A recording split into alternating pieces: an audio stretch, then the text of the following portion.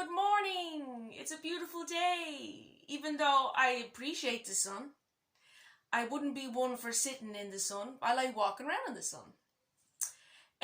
So today I want to tell a little story about my first adventure to doolin. So I worked as a care assistant for 15 years and I was in one of the residents' room having the chats, and I says, do you know what? I'm going somewhere. I had 2 days off. I had Thursday and Friday off. And I says, I'm going somewhere. It's about 3 years ago. And I came home and I just booked for the first time. I booked a hostel online. And I goes, I'm going to go to Doolin. Didn't have a clue how to get there or nothing. So I went, I just, 5:30 in the morning the next day, my hand's getting sore. 5:30 in the morning the next day, I was very posh. I got a taxi to the train station.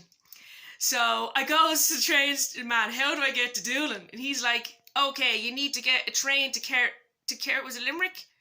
A train to Limerick. And then another bus. I'm like, okay. So I'm on the train to Limerick. Was I going to Kerry? Anyway, I'm on the train.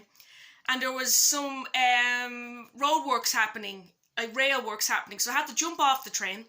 Then I had to get a ticket to get on another little bus, and at this time was my first time kind of going solo places, and here I was like that. I was on my own.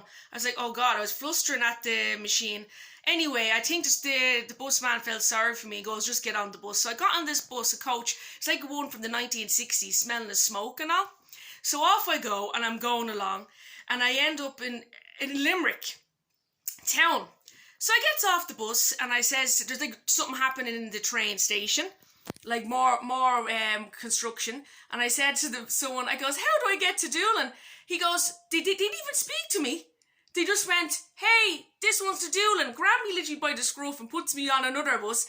I didn't pay for this bus and I didn't pay for the other one either. And I'm sitting on the back of the bus going, I haven't paid for any bus.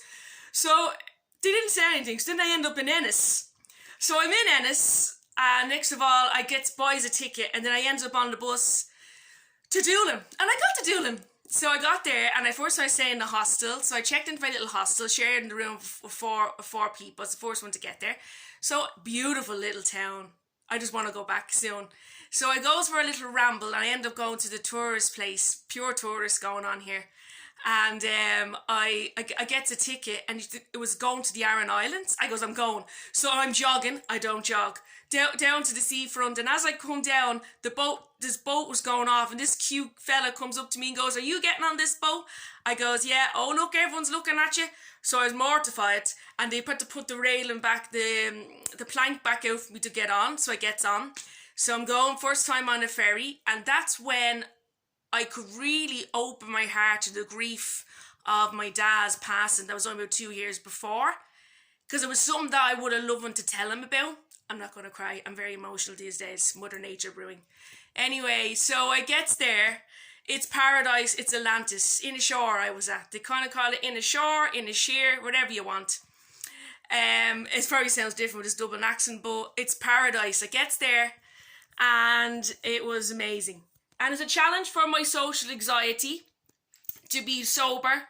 And I just had one wine in the one pub, and I got talking to a lovely American couple, and it was a challenge to talk to people without hiding behind drink or anything. And because I was on my own, I kept my wits about me.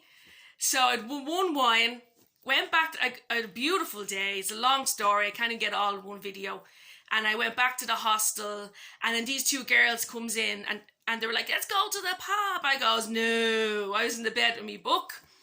And they said, come on, when's the next time you're going to be here with a girl from, the one was from America, another one was from Australia, I think. I goes, girls, trust me, if I go to that pub, I won't be leaving.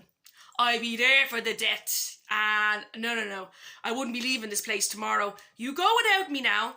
Go without me. So I had the wisdom to sit with my book. And then the next day I brought one of the other girls. I brought her up to Galway for the day. I showed her around, done her fairy cards. I'd won Irish coffee, and I drank hers because she couldn't drink hers. But still, I was under control, and it was amazing. So, as you can see, I'm getting really excited even thinking about it. There's definitely more stories to tell you about the West. It kind of definitely started off a healing process and a different way of life.